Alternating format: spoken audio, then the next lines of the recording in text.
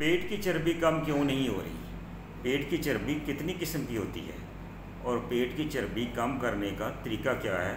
अस्सलाम वालेकुम वरहमतुल्लाहि वबरकातुहू। मेरा नाम डॉक्टर नसीम सिद्दीकी है। मैं प्रिंसिपल फिजियोथेरेपिस्ट हूँ सोशल सिक्योरिटी हॉस्पिटल में और इकरा मेडिकल कम्प्लेक्स अकबर चौक लाहौर में प्रैक्टिस करता हूँ। आज थोड़ा सा हम इन चीज़ों को डिटेल से डिस्कस करेंगे कि बेली फैट क्यों नहीं कम होता और उसकी क्या रीज़न्स हैं। तो सबसे पहले तो मैं ये बताना चाहता हूँ कि फ़ैट स्टोरेज जो है ना, ये एक नॉर्मल प्रोसेस है बॉडी का, जो कि सर्वाइवल मैकेनिज़्म है बॉडी का। तो फ़ैट स्टोरेज बॉडी में होनी ही होनी होती है, लेकिन सवाल ये है कि ये एक्सेसिव नहीं होनी चाहिए स्टोरेज। तो जब एक्सेसिव स्टोरेज हमारी इनटेक की वजह से होना शुरू हो जाती है तो वो जो फैट है फिर वो हमारे ऑर्गन्स के इर्द गिर्द डिपॉजिट होना शुरू हो जाती है और उसको हम कहते हैं विसरल फैट।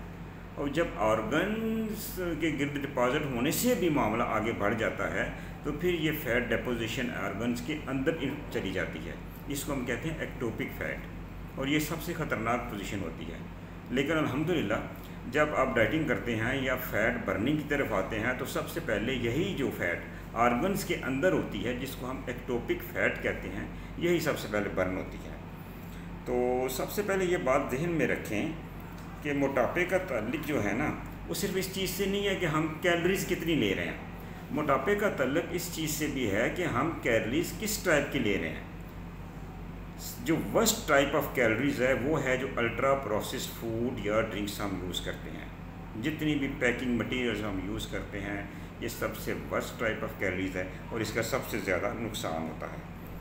तो दूसरी बात ये है कि हर बंदे ये सोचे कि उसकी ज़िंदगी में स्ट्रेस लेवल क्या है। जितना ज़्यादा स्ट्रेस होगा उतना ज़्यादा कार्टिसोल बनेगा, उतना ज़्यादा आपको वो कार्टिसोल जो है ना बॉडी में शुगर बनाएगा। मैंने तो ये देखा है कि लोग जो एक्सरसाइज भी करते हैं और एक्सरसाइज करने भी जाते हैं वो भी स्ट्रेस में फिर रहे होते हैं। उनको कोई मेंटल स्ट्रेस होता है कि मैं इतनी एक्सरसाइज करूँगा, स्टर्नस एक्सरसाइज करूँगा तो फिर उनको वो सेटिस्फेक्शन हुई। तो स्ट्रेस लेवल अपना जो है ना वो हमारा बहुत ज़्यादा नहीं होना चाहिए।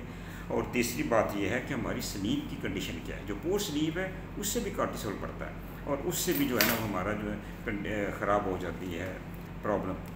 और चौथी बात यह है कि बहुत सारी ऐसी मेडिसिन हैं जैसे एंटी डिप्रेसेंट्स हैं और एंटी एंजाइटी मेडिसिन हैं या स्टीरॉइड्स हैं, ये भी हमारा जो है ना वो शुगर को बढ़ाती हैं और कार्टिसोल को बढ़ाती हैं। और सबसे बुरी चीज़ जो आजकल कॉमन है वो हर किस्म के सीड्स ऑयल्स हैं, जैसे कॉर्न ऑयल है, जैसे सोयाबीन है, जैसे सनफ्लावर ऑयल है। ये सारे सीड्स ऑयल जो है ना ये हमारी सेहत को बहुत बुरी तरह नुकसान पहुँचाते हैं। तो लिहाजा अब हमने सोचना ये है कि हमने अपना ये फ़ैट डिपोजिशन को रिवर्स कैसे करना है, अब मेरे बेली को फ्लैट कैसे करना है। अगर आप एक्सरसाइज की तरफ आएँ तो सबसे बेस्ट एक्सरसाइज जो है और जो रिसर्च पेपर्स में सबसे टॉप पे है वो हाई इंटेंसिटी इंटरवल ट्रेनिंग है कि आपने शॉर्ट बाउट्स ऑफ एक्सरसाइज करने हैं हाई इंटेंसिटी के, किसी भी टाइप की एक्सरसाइज कर लें, वो स्प्रिंटिंग कर लें, वो रनिंग कर लें, वो वेट ट्रेनिंग कर लें, जिसमें आप थक जाएं। उसके बाद आप रेस्ट करें और रेस्ट करने के बाद फिर आप ये प्रोसेस कर सकते हैं हाई इंटेंसिटी एक्सरसाइज का। ये आप 2 से 3 इसके सेट्स कर सकते हैं। उसके बाद आपको कंप्लीट रेस्ट चाहिए। इससे आपके इंशाल्लाह जो है ना वो फैट जो है ना वो ख़त्म होना शुरू हो जाएगी। स्पेशली बेली फैट के लिए ये जो सबसे अच्छा ये नुस्खा है। दूसरा ये है कि जो डाइट के वाले से जो अल्ट्रा प्रोसेस्ड फूड्स हैं उनको बिल्कुल ख़त्म कर दें और नेचुरल ऑर्गेनिक फूड की तरफ आएँ। जैसे आपका रेड मीट है, जैसे फ़िश है, जैसे एग्स हैं, वो इनकी तरफ आएँ।